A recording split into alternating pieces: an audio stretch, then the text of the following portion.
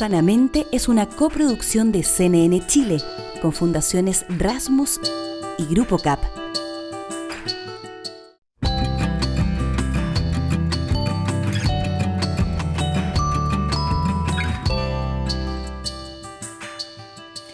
¿Cómo están? Bienvenidos, bienvenidas otra vez a un precioso capítulo de Sanamente. Hoy estamos con la chochera en altos niveles porque tenemos una conversación magistral, por supuesto más por el conversador que por la que pregunta, con el reconocido cirujano, conferencista y escritor español Mario Alonso Puig, una persona que muchos en el mundo siguen como una guía para encontrar un equilibrio entre el bienestar de la salud mental y el bienestar físico. ¿Cómo podemos alcanzar esos niveles de balance que todos de alguna forma perseguimos, entendiendo esta ruta del desarrollo de la conciencia o de la superación del dolor como el camino del héroe?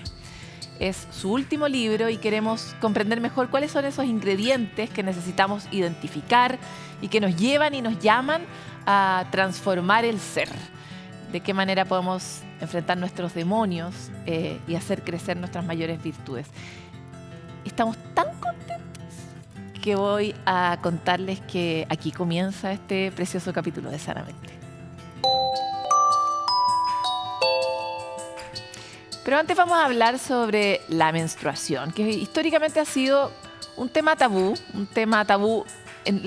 entre hombres y mujeres, por supuesto en el espacio del trabajo, como terrible hablar de menstruación, y entre mujeres tampoco es que hablemos tanto. El ciclo menstrual de la mujer es algo tan estructural en la vida de una persona y que afecta todos los meses su vida, que en este momento la Organización Mundial de la Salud sugiere que la salud menstrual sea reconocida como una cuestión de la salud cotidiana y de una manera mucho más integrada para que podamos abordarla también de la misma manera y darle un mayor bienestar a las mujeres que tienen problemas o dolores asociados a su menstruación. Por eso es fundamental plantearnos cuáles son los beneficios de hablar de salud menstrual en los entornos laborales. Ignacia Sánchez se hizo esta preciosa pregunta y nos trae la respuesta en la siguiente nota. Muchas veces mi mamá antes me dijo, nadie se tiene que enterar que tú andas con el periodo. Entonces era súper, todo ahí como callado, por así decirlo. Es muy frecuente que en la oficina se toque el tema de si es que uno está menstruando, si es que tiene dolores, si es que no se siente bien.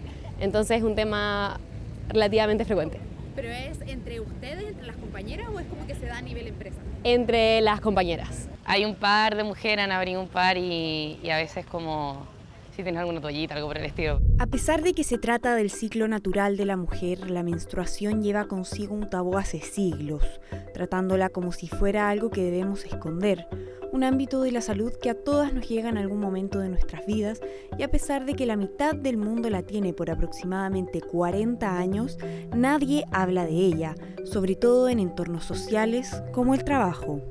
Somos seres biopsicosociales y no podemos separar ¿no es cierto?, el componente social, el componente psicológico y el componente biológico de quienes somos. En ese sentido, la salud menstrual va a influir en quienes trabajamos indudablemente, ya sea desde dolores, la misma necesidad de ciertas facilidades dentro de la organización. En ese sentido, va a influir respecto a cómo trabajamos.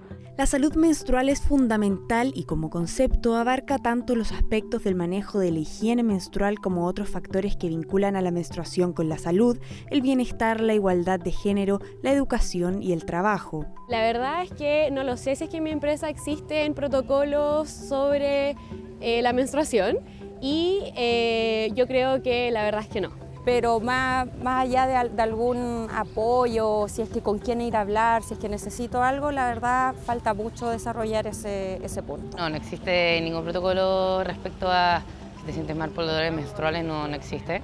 Además que trabajo en una empresa chica y chistosa la pregunta, porque soy de las únicas mujeres en la empresa, así que no.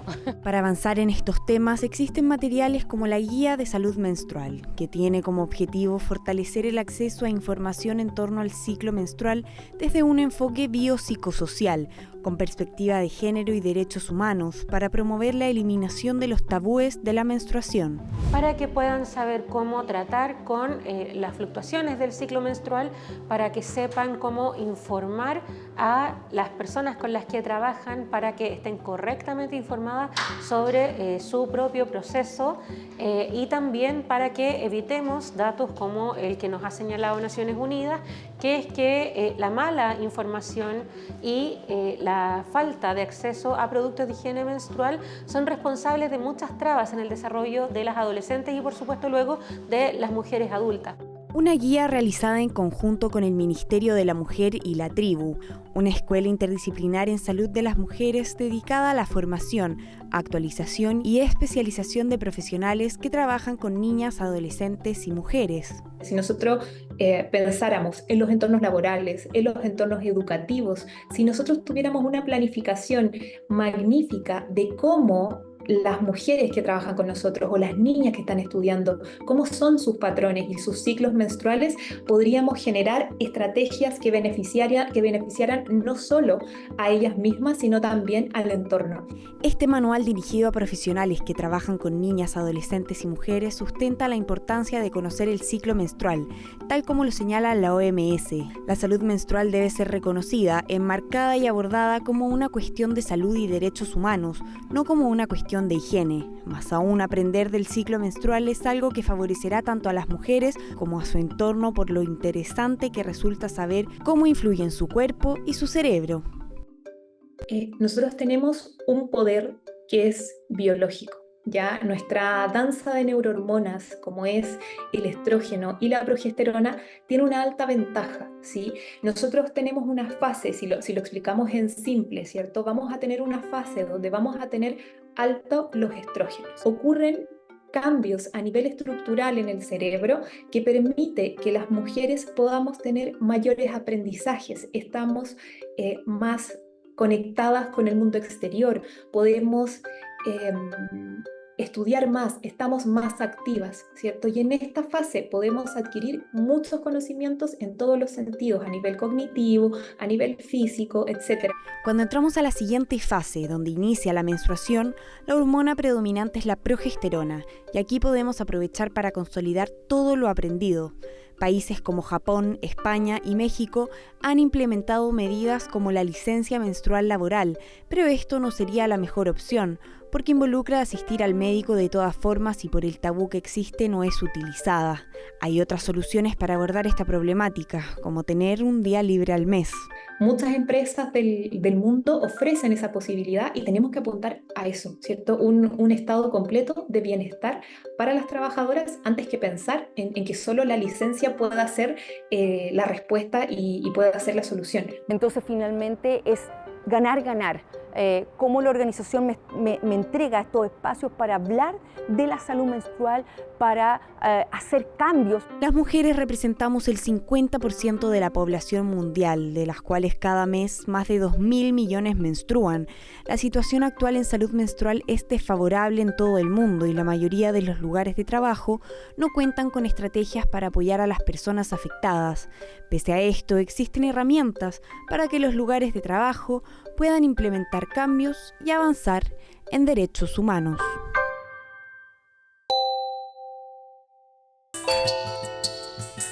¿Cuál es el sentido que tiene esa incomodidad que en algún momento nos llega a la vida y nos hace tratar de buscar allá donde parece que hay algo difícil o hay algo doloroso? ¿Cuál es el valor de explorar la conciencia y la conciencia como una concepción integral, no solo en un sentido abstracto, sino también como ella se manifiesta en el cuerpo? Hoy queremos hablar de esta relación y de esta búsqueda, de la búsqueda del bienestar, de conectar con sentimientos que nos iluminen el sentido de nuestra vida. Y para eso tenemos un gran invitado en Sanamente que hemos querido disfrutar aquí mucho tiempo. Es el doctor Mario Alonso Puig, doctor Fellow en Cirugía de Harvard, autor del reciente libro El Camino del Despertar, donde nos propone justamente embarcarnos en este proceso de transformación para superarnos y botar esas barreras que tenemos y llevarlas un poco más allá en el ámbito del espíritu, de la mente y del cuerpo. Bienvenido, Mario. Gracias Muchas por estar gracias, aquí. Paloma. Gracias. Quisiera partir no todavía con tu libro, sino contigo mismo, porque es muy lindo cuando uno lee tu biografía, que tú partes en el estómago, después vas hacia el cerebro y después vas hacia el bienestar humano, y esa es una ruta, es un camino del héroe humano que representa muy bien lo que ha hecho la ciencia en los últimos años recientes. O sea, en el fondo, la conexión entre el cerebro y la mente y su influencia directa, este segundo cerebro que es nuestro estómago, no es una conciencia que tengamos hace mucho tiempo. Entonces es muy lindo cómo tu camino representa este despertar también, ¿no? ¿Cómo fue para ti ir desde el estómago hasta el bienestar humano? Bueno, digamos que cuando uno pasa tantos años como he pasado yo en la medicina y específicamente en la cirugía general y del aparato digestivo, y conectas con tus pacientes, que creo que es la parte más bonita de mi profesión, es raro que se te escape hasta qué punto el mundo afectivo, el mundo emocional, no está jugando un papel de excepcional importancia en ese momento. Aparecen emociones como la angustia, el miedo, la ansiedad, la preocupación, incluso la desesperación cuando hay diagnósticos que son muy serios. Y no es nada raro que en esas situaciones afectivas, aunque el problema específicamente no esté localizado en el tubo digestivo, yo he tenido que operar personas pues, con tumores endocrinos, con tumores pulmonares, etcétera, etcétera, pero qué frecuente es que lo noten en el tubo digestivo, que noten esa ansiedad, esa angustia, esa preocupación en el tubo digestivo. Durante años esto era algo que nos desconcertaba. Sí sabíamos que hay toda una red nerviosa en el tubo digestivo que tiene que, lógicamente, coordinar los movimientos tan elaborados para que pueda tener lugar la absorción de los alimentos, pero no fue hasta los descubrimientos del profesor Gershon de la Universidad de Columbia, Nueva York, el jefe de gastroenterología, que fueron los que nos abrieron los ojos a que el tubo digestivo no solamente sirve para procesar los alimentos, sino que, como muy bien decías tú, Paloma, es un segundo cerebro que está en comunicación con el primer cerebro, el cerebro intracraneal. Hoy sabemos, y en el 7º capítulo del Camino del Despertar lo explico con mucha extensión, hoy sabemos que el segundo cerebro, el tubo digestivo, en gran medida está condicionando lo que sucede en el primer cerebro. ¿Quién hubiera dicho que muchos problemas de ansiedad o de depresión, que pensábamos que eran solo mentales en su naturaleza, tienen una base metabólica y tienen que ver con un mal funcionamiento del tubo digestivo, y por eso cambios importantes en la nutrición pueden tener un impacto excepcionalmente positivo a la hora de eliminar cuadros de ansiedad o depresión? Entonces, de alguna manera fui evolucionando ahí, y lógicamente todo esto va anclado con un mundo afectivo de la persona, que ya no solo es lo que ocurre en el cerebro, lo que ocurre en su tubo digestivo, es lo que ocurre en su alma, en su estado de ánimo. Y por eso los médicos entiendo que necesitamos esta visión un poco horizontal, integral, donde no solamente tenemos que ver la parte física, que es importantísima, sino también la parte mental, emocional y la dimensión más trascendental, la más espiritual, la más sutil, porque todas están interconectadas. Mario, vamos a tu libro, porque hablaba yo de la incomodidad. Hay un punto en la vida que siempre puede ser distinto, puede llegar cuando uno es más joven o cuando es mayor, pero hay un punto en la vida en que uno siente incomodidad. O bien con que ya no quiere sentir el cuerpo tan mal, o bien con que quiere sentirse bien dentro de su cuerpo. Y no me refiero solo a un tema físico, ¿no? A habitarse bien y sentirse pleno en la vida. Y ese punto de incomodidad es también el origen del camino del héroe. El héroe está muy tranquilo en el arquetipo, el héroe está muy tranquilo en su casa y de repente hay algo, un llamado superior que le dice: sal de ahí, sal de tu comodidad porque tienes que venir a hacer esta otra tarea. Cuéntanos un poco cuál es el camino, cómo el camino del héroe inspiró este nuevo libro tuyo sobre el despertar de la conciencia y del bienestar. El Camino del Despertar es mi último libro y por tanto es el libro que he escrito después de haber tenido experiencias muy profundas en este sentido, ¿no? Es cuando me pilla, digamos, con mayor madurez, ¿no? Es cierto que cuando yo empecé a estudiar los trabajos de Joseph Campbell, el creador de este concepto, el camino del héroe, lo llama el camino del héroe, por supuesto, hombres y mujeres, en un viaje iniciático en el cual van descubriendo pues todos esos recursos, esas posibilidades que no sabían que tenían y que cuando los afloran y vuelven a su punto de partida se convierten en grandes benefactores de la humanidad.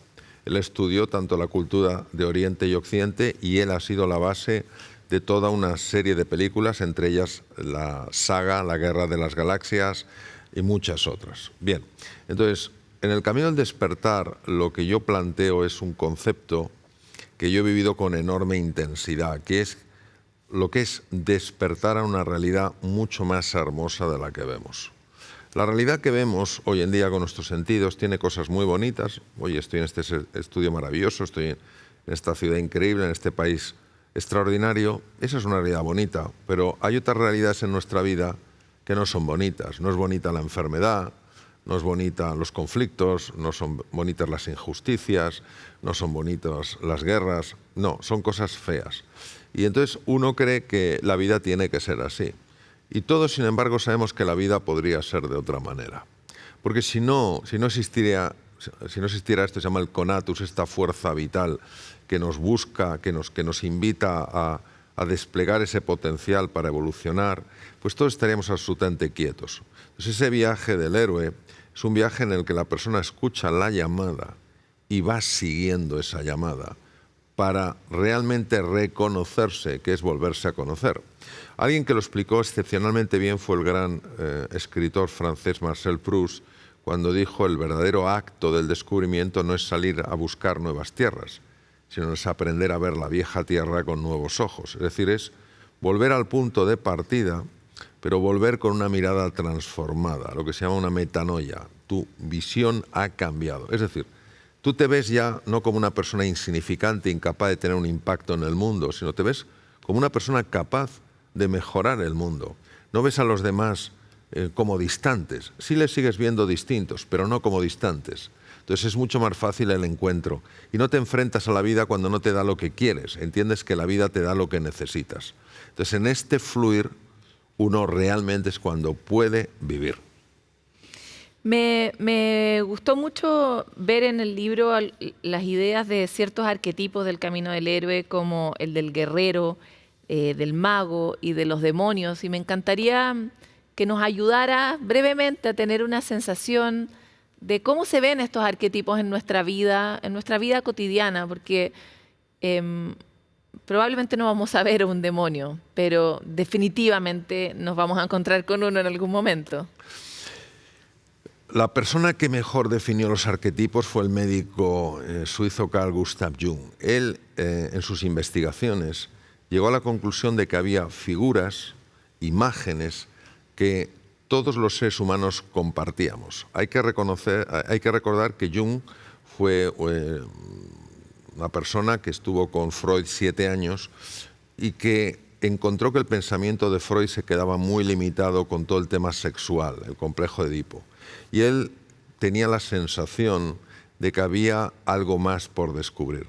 Él estuvo en Australia con tribus aborígenes, él estuvo en Estados Unidos con tribus, con nativos en Estados Unidos, él estuvo en África con tribus nativas y empezó a entender cosas que solamente una persona con tanto mundo puede entender, persona que ha recorrido tantos horizontes, ¿no?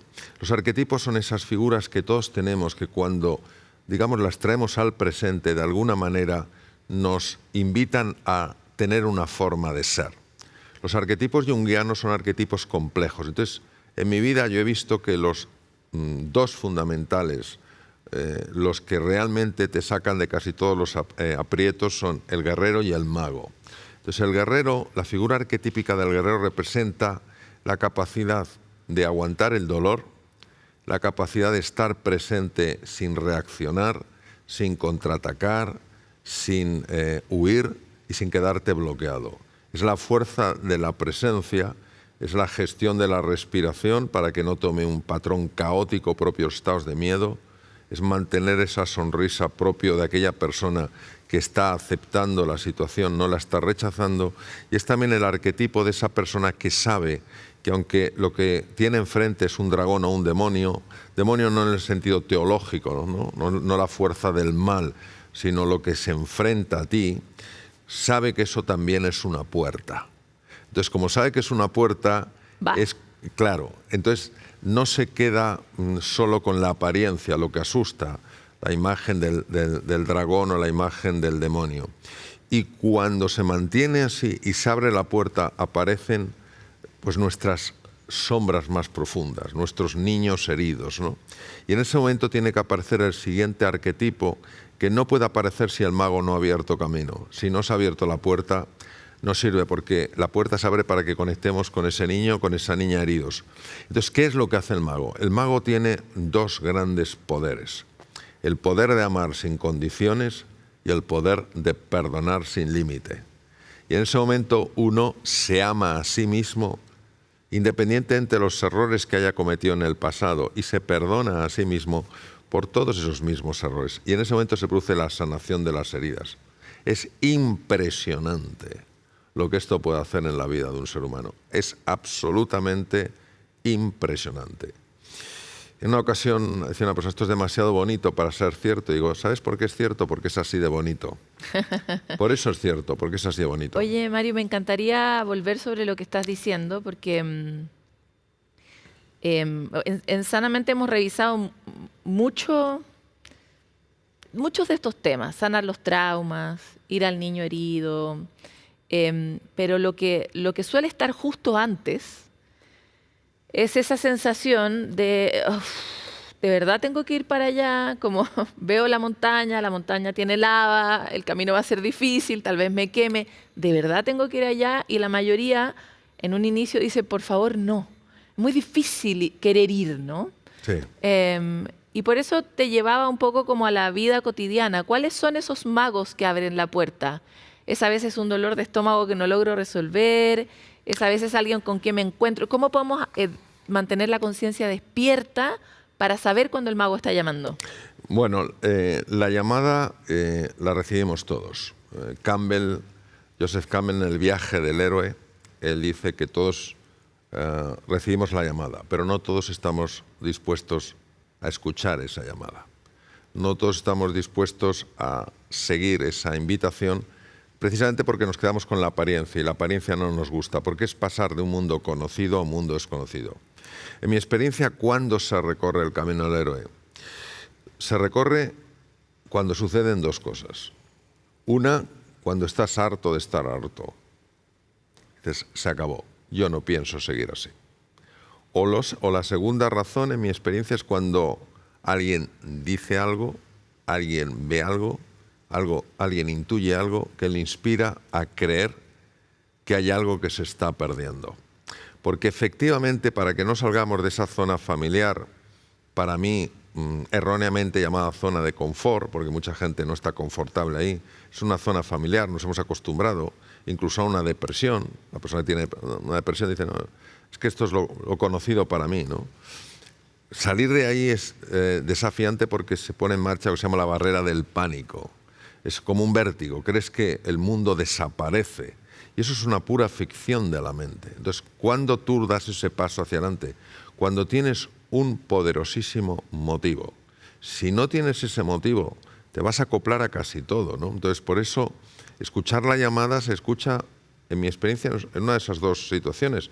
O realmente necesitas un cambio profundo en tu vida, a veces, como me dices tú, Paloma, ha sucedido una enfermedad, dices tú, es que no puedo vivir enfermo. No puedo vivir enfermo. O has conseguido mucho desde el punto de vista económico, pero has dejado en el camino a todos tus seres queridos, y dices, es que no vale la pena. 1000 cosas. Entonces ahí llegas y dices, se acabó.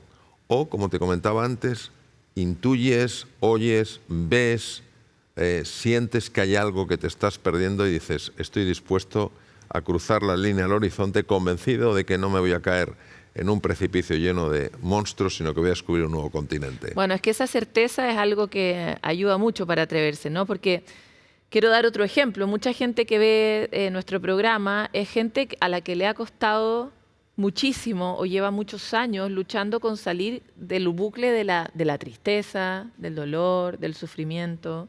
y también está cansada de intentarlo. Entonces me encantaría entrar un poquito en lo que mencionabas del guerrero, porque el guerrero tiene que hacer un esfuerzo, está llamado a hacer un esfuerzo y sabe que eso le va a costar, que es algo que en esta época nos cuesta mucho entender, que las cosas está bien que nos cuesten, ¿no? Es algo complicado de comprender. Pero algo que también nos cuesta comprender es a qué llamamos guerrero, que no es necesariamente, de hecho no, violento. No. Entonces ahí hay una distinción de cómo se habita esa fuerza y ese guerrero, cómo se da esa pelea sin violencia. Pues mira, es la misma distinción que hay entre la rabia y la ira, o entre el deseo de corregir y el deseo de castigar. Por ejemplo, una persona hace algo inadecuado. Tú no puedes quedarte impasible, tienes que decirle que eso no es lo correcto. Entonces, lo que buscas es la corrección. Entonces tienes que ser muy duro con el hecho. Oye, esto no se hace así. Pero tú no quieres agredir a la persona. Es decir, tú quieres corregir, no quieres castigar. La corrección viene de la rabia. ¡Pum! La ira está asociada a la voluntad de castigo. Entonces, eso es una cosa que tenemos que tener muy claro. Cuando nosotros hablamos del guerrero, de esa figura, hombre o mujer, que invocan el arquetipo del guerrero, quieren corregir, no quieren castigar. Pueden utilizar esa fuerza, que es la fuerza de la rabia, entendida como parar la agresión, pero sin deseo de dañar al agresor. Entonces, por es tanto, un límite en el fondo, claro, es un gran límite. Es una línea fina, pero es una línea muy precisa. Cuando yo ejercía la cirugía, lógicamente, igual que cualquier cirujano, tenía un instrumento que corta mucho, que es el bisturí. Yo cuando daba un corte en una incisión abdominal, yo tenía que cortar exactamente, no me podía pasar. Es una línea fina, sí, pero es la línea a la que hay que llegar. Entonces, esa es la diferencia. Cuando hablamos del guerrero hablamos de una posición, una postura firme, que para el daño, pero no quiere atacar al agresor, no quiere herirle. Es una persona, es una figura arquetípica que lo que busca es decir, me voy a mantener, no voy a atacar, no voy a huir ni me voy a quedar bloqueado. Es decir, mi presencia es mi testigo. Es un arquetipo en el cual la respiración tiene que estar siempre a nivel del abdomen, porque si se va al tórax, eso es lo propio de las situaciones de ansiedad y de pánico. Mantiene la sonrisa propia de aquella persona que no está rechazando la prueba, sino que la está abrazando. El mismo médico Jung decía: lo que se resiste persiste, lo que se abraza se transforma. El guerrero abraza la prueba. Claro que la prueba es dolorosa. O sea, el guerrero no está diciendo ¿cómo disfruto con esta prueba? El guerrero está diciendo necesito esta prueba para pasar al siguiente nivel. Todos lo sabemos, una sociedad donde muchas veces el mensaje es que quien se esfuerza, que quien lucha es el tonto de la clase. Yo vengo a decir humildemente lo contrario, que el esfuerzo tiene un valor siempre que tenga sentido. Y el esfuerzo que hace el guerrero es un esfuerzo con sentido. Eso de que las cosas pasan porque sí, que las frutas caen de los árboles sin que el agricultor plante la semilla, abone la tierra y riegue, eso no sé cómo no lo hemos creído. Es muy fácil de comprar esa idea.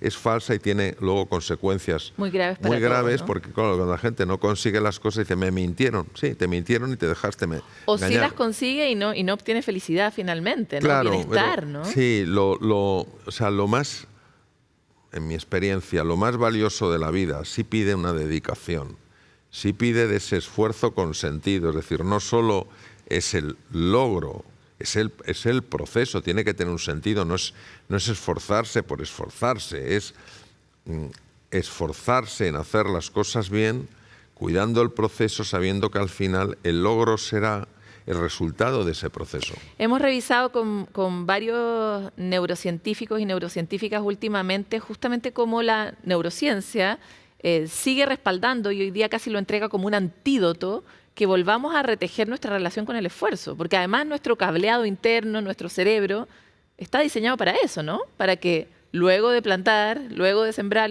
salga la fruta, no que uno encuentre una fruta como fortuitamente.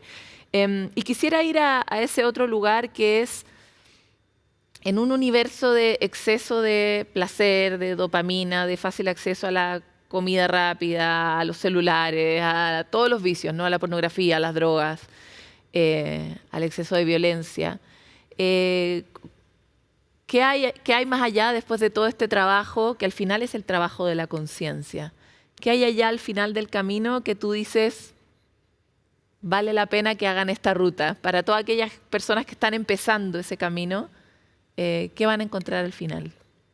Primero, y también en el proceso. Sí, primero un pequeño apunte sobre lo que has dicho.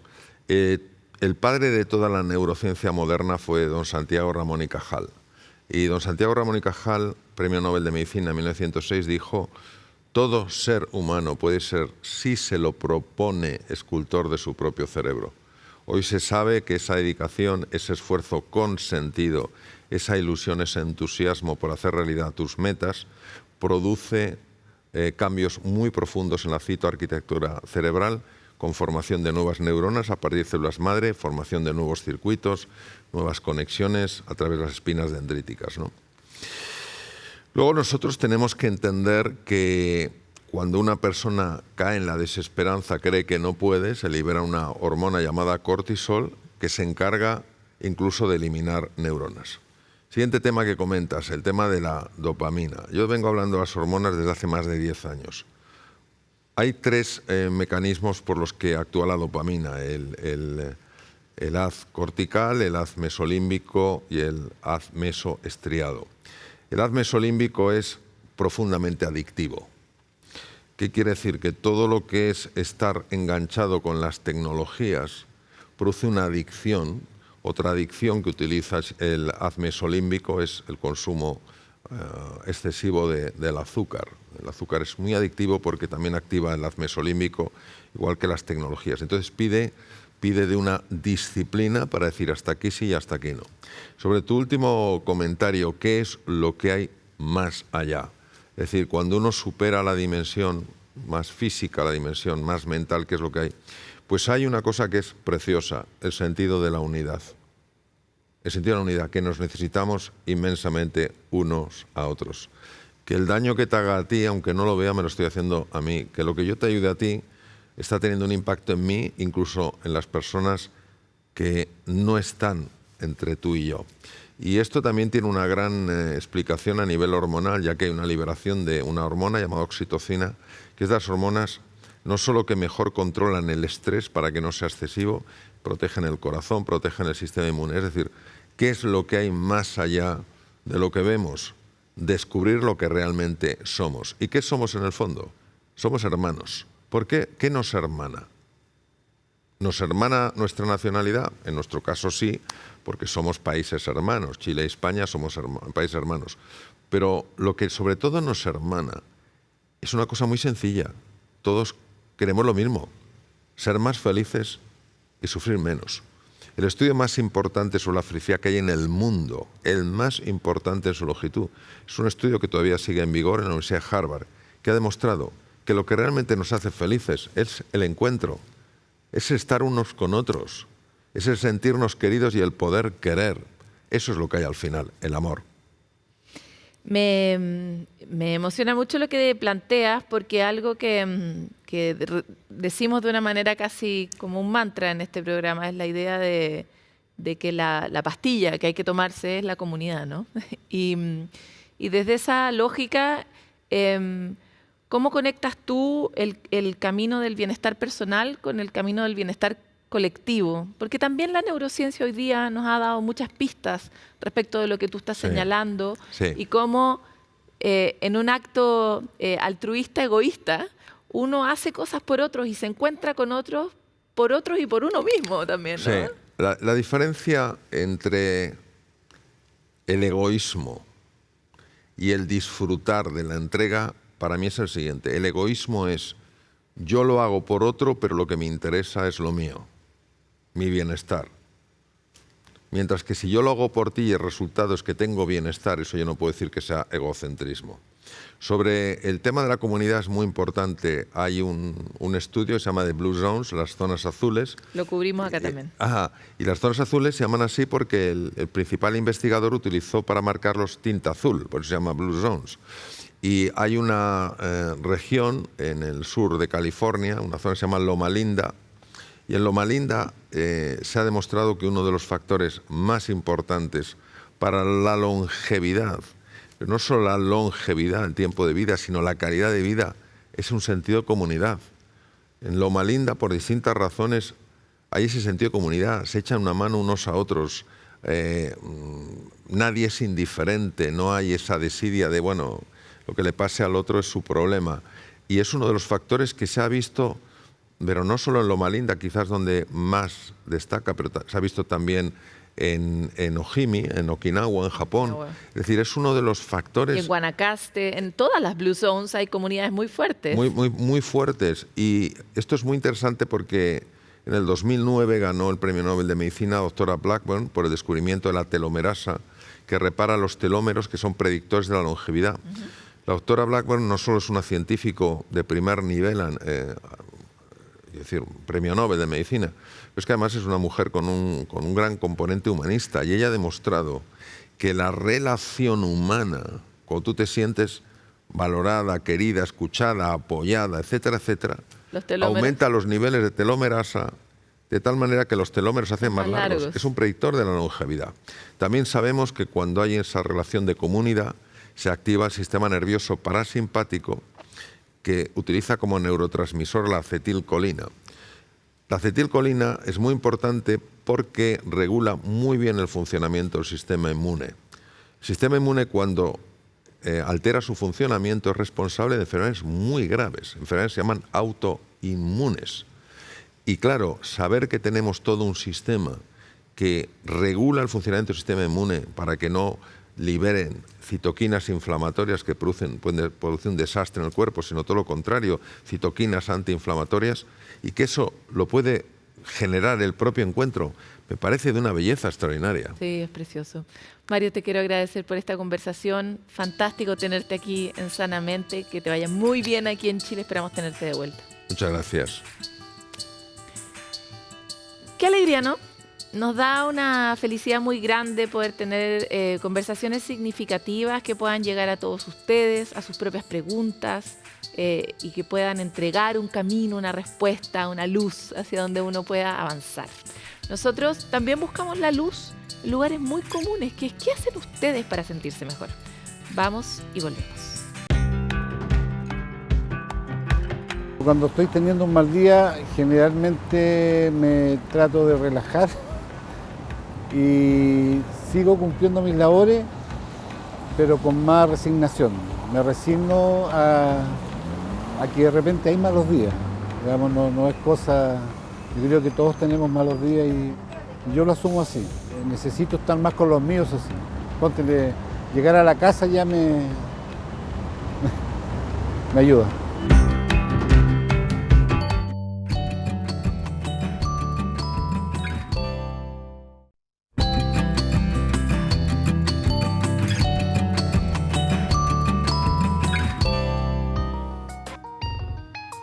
Los problemas muchas veces nos angustian, nos abruman o nos acongojan y se convierten en sí mismos en una especie de paraproblema que se agrega a la lista de los problemas que nos están generando todos estos síntomas. Pero ¿qué estrategias podríamos encontrar para administrarlos, para desinflamarlos?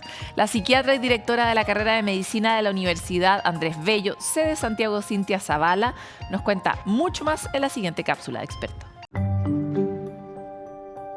Los problemas son situaciones que nos aquejan y que habitualmente representan una dificultad.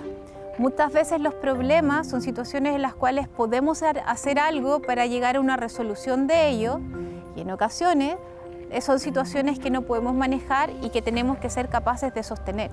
Cuando nos vemos enfrentados a un problema, existen diferentes estrategias que nos pueden permitir gestionarlos de mejor manera y facilitarnos el enfrentarlos a ellos. Probablemente lo primero es poder delimitar el problema, poder ponerle un nombre y definir exactamente qué es lo que nos está generando la incomodidad, el conflicto, la situación que debemos resolver. Luego es importante poder categorizarlo, sobre todo cuando hay muchos problemas en relación a la urgencia que ellos tienen, porque a veces nos abruma el que tenemos distintas situaciones al mismo tiempo que resolver y eso en sí mismo es un problema adicional. Definir si tiene o no una solución, porque en ocasiones hay problemas sobre los cuales no tenemos mucho que hacer y más bien tenemos que dar tiempo para que se solucionen o esperar a que ocurran cosas. Pedir ayuda, identificar si hay otros que nos pueden ayudar, conversar de los problemas, porque a veces otra mirada que nosotros no hemos identificado puede ser de tremenda ayuda. Poder tratar si es que hay síntomas muy importantes asociados como angustia, ansiedad, problemas para dormir, que a su vez pueden dificultar el enfrentar los problemas, también tiende a ser importante. Ahora, cuando hay muchos problemas o problemas que son muy grandes, tomarlos de a uno, ¿cierto? O un gran problema, dividirlo en pequeñas partes e irlas enfrentando de una manera establecida, tener un plan de acción en relación al problema, también ayuda a que no nos abrume de tal forma. ¿Y cómo decidir qué es lo que primero vamos a hacer? Bueno, existen distintos criterios, quizá lo que más nos molesta, quizá lo que sí podemos resolver, quizá lo que es más urgente, quizá lo que va a pasar primero. Cuando las distintas estrategias de las que hemos hablado no nos alcanzan y empieza a pasar que los síntomas asociados empiezan a interferir en mi calidad de vida o empiezan a interferir significativamente en mi capacidad de desarrollar las actividades de la vida diaria. Por ejemplo, no me puedo concentrar en el trabajo durante varios días, no puedo dormir y eso me provoca cansancio y dificultades para funcionar, cuando no me puedo hacer cargo de mis responsabilidades, entonces probablemente es momento de buscar ayuda profesional, ya sea médica o psicológica, de manera de que un profesional pueda ayudarme a mirar esto y enfrentar, valga la redundancia, este problema en conjunto, eventualmente utilizando medicamentos, utilizando psicoterapia u otras estrategias que nos van a poder dar para acompañarnos, apoyarnos y ayudarnos a sentirnos mejor. Llega el momento de compartir nuestros puntos de encuentro donde encontramos esas ideas, esas iniciativas, esos ejemplos que queremos seguir para sentirnos mejor y eventualmente encontrar nuestra propia comunidad. Por eso hoy vamos a hablar sobre el afecto y el cuidado que reciben las guaguitas, los recién nacidos, es crítico para su bienestar. Hoy lo sabemos con más precisión que nunca. Son en esos primeros meses de vida donde se esbozan las posibilidades que va a tener esa persona en cuanto al alcance que van a tener sus vínculos, cuál va a ser el repertorio emocional con el que se va a poder establecer. Y por eso la Fundación Abrázame, que se dedica a mejorar el bienestar de este grupo, que ha sido separado de su familia por la vulneración de sus derechos, está realizando una colecta para apoyarlos. Desde el 26 de agosto hasta el 4 de septiembre en su sitio web www.abrazame.cl, ustedes, todos nosotros podemos hacer una donación para asegurar el financiamiento, para costear programas de capacitación para los voluntarios, mejorar espacios en los que viven los niños, entre otras iniciativas. Escuchemos mucho más sobre cómo se puede ayudar en las palabras de Cecilia Rodríguez, directora ejecutiva de la Fundación Abrázame. Nuestras más de 250 voluntarias acompañan permanentemente a los niños realizando actividades, paseos y experiencias positivas que se transformarán en buenos recuerdos para el futuro. Apóyanos a seguir con nuestra misión en nuestra colecta 2024, el poder de un abrazo, porque en estos 7 años he visto cómo el poder de un abrazo puede transformar vidas y acompañar corazones. También Fundación Más tiene el propósito de rescatar el valor de la experiencia de las personas mayores y aportar a proyectos que tengan impacto social. En ese contexto está desarrollando un programa que entrega herramientas digitales para que las personas mayores puedan adquirirlas. Muchas veces no tienen esas herramientas digitales y seguir contribuyendo a la sociedad y también encontrarse más conectadas. El objetivo es disminuir las brechas tecnológicas desarrollando habilidades y apropiación de las tecnologías digitales para que puedan luego ser aplicadas en su vida venidera. Son talleres gratuitos de 2 horas online a través de una plataforma digital que permite aprender el uso de herramientas digitales. Si quieren inscribirse o tienen alguien que pueda ser usuario de esto, tienen que completar un pequeño test de diagnóstico para ver cuál es su nivel de apropiación digital. Y según esto, se les invita a participar en 4 talleres prácticos de 2 horas cada uno con temas distintos para poder empoderar y proporcionar herramientas tecnológicas a toda esta población. El programa va a ser impartido durante agosto, septiembre, octubre y noviembre. Y si ustedes quieren inscribirse, tienen que escribir un correo o pedirle a alguien que lo escriba por ustedes, si todavía no tienen esa herramienta digital, a info@fundacionmas.cl. Escuchemos sobre la relevancia de esta tarea en la voz de Andrea Borgoño, directora ejecutiva de Fundación Más. Fundación Más, hoy día, junto a la Municipalidad de Las Condes, junto a un fondo que nos ganamos, podemos realizar cursos de empoderamiento digital, donde las personas mayores pueden adquirir herramientas digitales para que puedan usarlas en el día a día y así incorporarse mejor. Están todos invitados, los cursos son online y para todas las personas que se quieren inscribir van a hacer un test de diagnóstico inicial donde, dependiendo el nivel en el cual está, se le ofrecerán 4 talleres asociados a su nivel. Cualquier información que necesiten adicional es en info@fundacionmas.cl. Los talleres no tienen costo y están invitados todas las personas sobre 50 años que quieran tener herramientas digitales y ponerlas en práctica. Este elemento de las herramientas digitales ha sido ampliamente registrado en los distintos estudios de personas mayores y por lo mismo es tan importante compartirlo porque parece como una especie de chiche, pero finalmente es un habilitante para comunicarse con otros, para poder hacer cosas en trámites digitales, etc. Así que es una herramienta muy valiosa que los invitamos a compartir con quien pueda estar interesado. Y nosotros nos vamos a una pausa, pero ya volvemos con mucho más de Sanamente.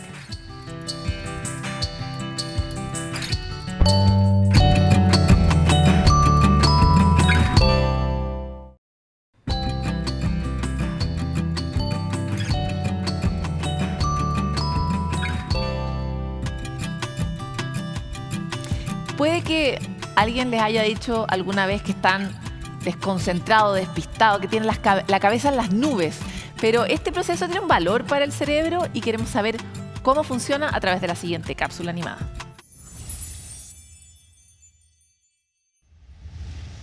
Estás estudiando para un examen cuando de repente empiezas a divagar y caes en ese típico estado que conocemos como soñar despierto. Si nos acercamos a nuestro cerebro, podremos ver que se activa la red neuronal por defecto, que asume el control cuando nos desconectamos mentalmente, como un piloto automático. Algo así como un vagabundeo mental que es completamente normal. De hecho, según un estudio de la Universidad de Harvard, un 47% del tiempo en que estamos despiertos, nuestro cerebro divaga. Y aunque naturalmente sentimos que es un problema, puede ser útil ya que activa procesos como la autorreflexión, potencia la creatividad y nos ayuda a proyectar el futuro. Ahora, si nos excedemos, puede ser complicado. Por eso, una buena idea es tener a la mano herramientas que nos permitan volver a enfocarnos, como unos minutos de meditación, centrándonos en la respiración, sonidos o alguna parte de nuestro cuerpo. No se trata de evitar los pensamientos vagabundos, sino de poder recuperar el foco de nuestra atención y volver al presente. Llega nuestro espacio de recomendados y hoy queremos llevarlos a escuchar un podcast. La pareja en el laberinto. Esta es una serie de capítulos que busca abordar las dificultades que atraviesan las parejas en la actualidad y cómo puede uno encontrar soluciones, nuevas rutas. La psicóloga clínica y terapeuta de parejas Blanca Lecaros junto al abogado Alejandro Elgueta conversan ampliamente, de manera muy amena, sobre todos estos temas que afectan a las personas que han decidido emprender un camino juntos. ¿A qué nos referimos cuando decimos pareja? ¿Cómo han cambiado las relaciones dependiendo de cada época? Son algunas de las preguntas que capítulo a capítulo se van tratando para poder analizarlas y aportar con orientación y consejos a un asunto que nos lleva a la vida, ¿no? Que es encontrar a un otro con el que ojalá valga la pena estar, que nos nutra, donde tengamos una relación pareja, valga la redundancia, y podamos además coevolucionar, que es una tarea que parece a veces imposible.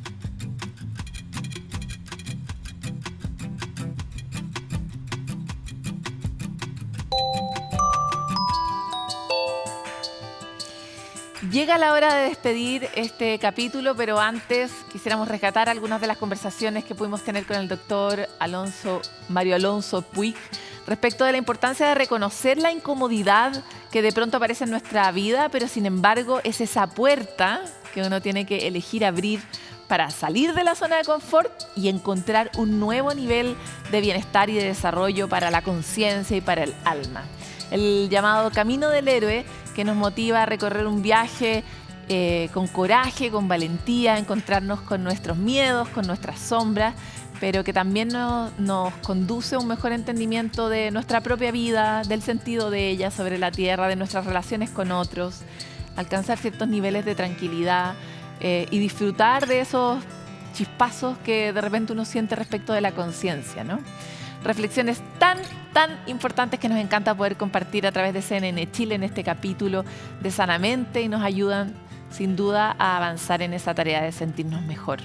Como es tradición, los queremos dejar siempre con un dato útil, porque Sanamente se expande y ahora las entrevistas y preciosas conversaciones que hemos tenido con esta comunidad pueden ser escuchadas en formato podcast. ¿Lo pueden creer? Bueno, ¿cómo lo pueden hacer? Hay dos opciones. Si están en un computador, solo tienen que ir a cnnchile.com y buscar en la parte superior derecha del banner donde dice radio.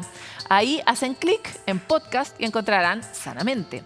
La segunda opción es en smartphones y ahí se puede descargar nuestra nueva aplicación de CNN Chile que está disponible en los sistemas operativos de iOS y Android con episodios de Sanamente para que los puedan escuchar cuando y donde quieran. Así como qué aburrido este taco, voy a explorar la expansión de mi conciencia, play a Sanamente Podcast.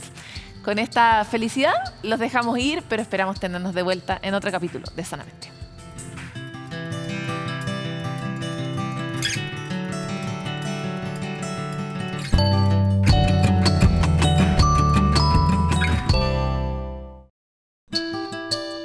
Sanamente es una coproducción de CNN Chile con Fundaciones Rasmus y Grupo CAP.